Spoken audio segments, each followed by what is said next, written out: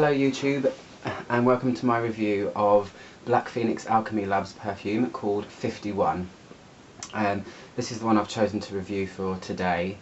As I've said before, I have many. I'm kind of just dotting around which ones I do, but I think I've decided just to kind of go through them in order or I'll just lose track.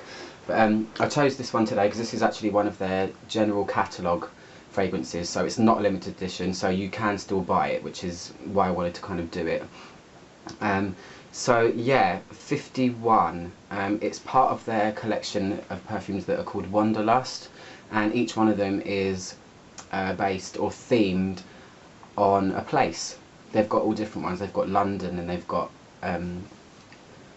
loads of different places, Machu Picchu and Bengal and tons, but 51 is quite an unusual one because it's based on Area 51, which, if you don't know, is the highly security crazy place in Nevada, in the Nevada desert, where apparently there are aliens kept. So this one is, yeah, it's quite cool. And I used to have a sample, and then I wanted to buy a bottle because it is quite unusual.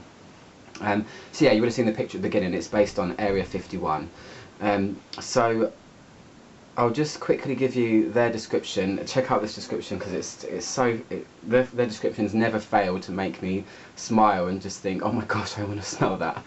So it says luminescent, glowing and otherworldly, and then what it's got in it is green mandarin, neroli, honeydew, melon, white amber, guava, freesia, white and green musks hovering over desert scrub, smashed wood, and the dry biting scent of night air over the Groom Lake salt flats.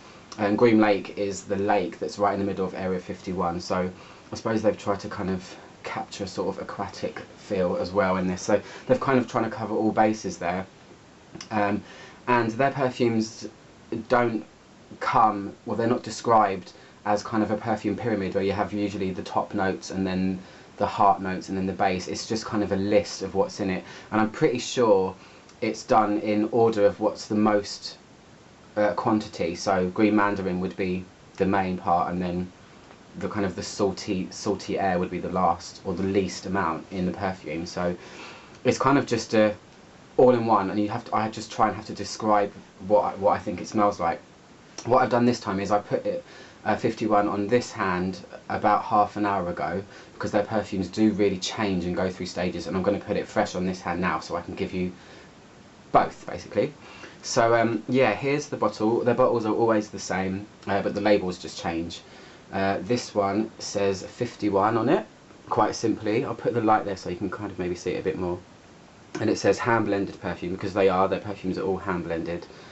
Black Phoenix Alchemy Lab. It's kind of like looks like it's an old label, like it's aged basically. So I'll just quickly put it on this hand, because I've already got it on this hand. So they're 5ml oil bottles that they come in, because they're usually quite strong, so you don't really need a lot. So let me just rub it in a little bit. So yeah, the first thing I'll say before I smell it quickly is, when I first smelt it, I thought, oh my gosh, that smells like Alien by Terry Mugler. And I checked the notes in both of them only recently, because I've only just really started to take a lot of notice of Alien, and I discovered that they do share one similar note, and that's the white amber, which I talk about in my review of Alien if you haven't watched it already. So I knew I should have trusted my nose. I knew there was something similar about them, but where obviously Alien is quite a heavy, sweet, sensual, sexy perfume, 51 has that white amber note, which is quite exotic anyway, but this is like Alien's kind of fresher, just out of the shower, older sister or cousin or distant cousin or something like that. So it does share a little similarity, but it's in no way the same. It's just that white amber that I thought, oh, there's something there.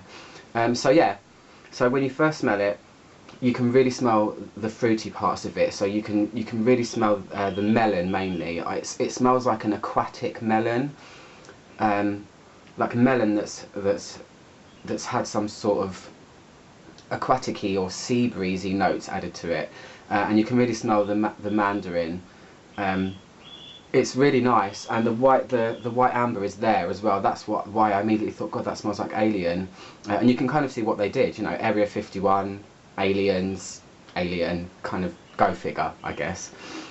So yeah, it's really nice. And you can really smell white musk as well. If you've ever smelled white musk on its own from the Body Shop, you'll know what that smells like, and you can smell that in this. It's not really powerful, but it's just kind of there with the melon. So when you first smell it, yeah, it smells like a very fresh, melony, and sort of slightly citrusy, clean smell.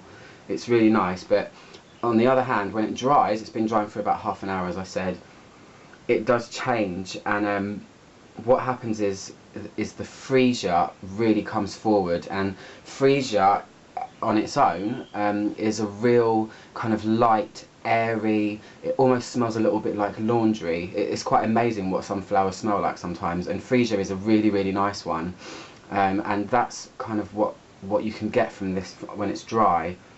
It's like the entire thing is lifted by this airy flower, but it's also got lots of so melony, and it smells kind of green and fresh. You can kind of imagine. I hope you can imagine what. It's really hard to describe sometimes, but I'll try and carry on. So it says it's got smashed wood in it, and I can smell wood only ever so slightly. It's, you know, that kind of dry woodsy smell. It's not like a cedar where it's kind of exotic-y smelling.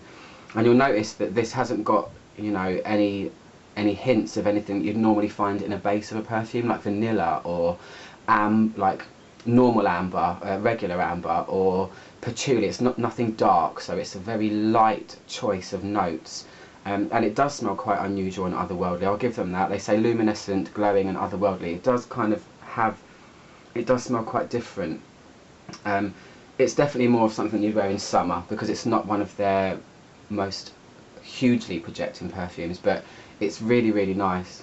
And neroli, I can't really smell neroli in this. Neroli is usually, to me, neroli has its own kind of thing going on, where it starts out quite herbally green and orangey, and then it dries to quite a sort of indolic flower. And what I mean by indolic is something that smells a little bit like urine, which sounds disgusting, but it's true. It does happen in perfume sometimes. So yeah, it's really weird. So it kind of changes quite quickly. It does start with the fruity parts of it and the greenness over here, and then quite quickly you get that freesia, but already I can see that the freesia is disappearing, and it's quite short. So it smells slightly, yeah, the woods are still there a little bit, but it's just getting quite softer and a lot more rounded, and it's smoothing out a little bit. I don't really get the kind of air part of it at all, but I do. It did start with an aquatic vibe. So that's it really. I mean, to sum it up, it's kind of clean. It's got a clean vibe to it because of the freesia and stuff like that, and the airiness, I suppose. And it's sort of like a green, fruity, white musk smell. So that's my review. That's all I have to say about 51. It's something quite cool to try. I've not worn it that many times. I don't know if you can see, but that is. It's because it's more of a summer scent, so I might just get it out again when it's summer and try it on again. But yeah, well, I hope you enjoyed my review. Thanks for watching. Bye.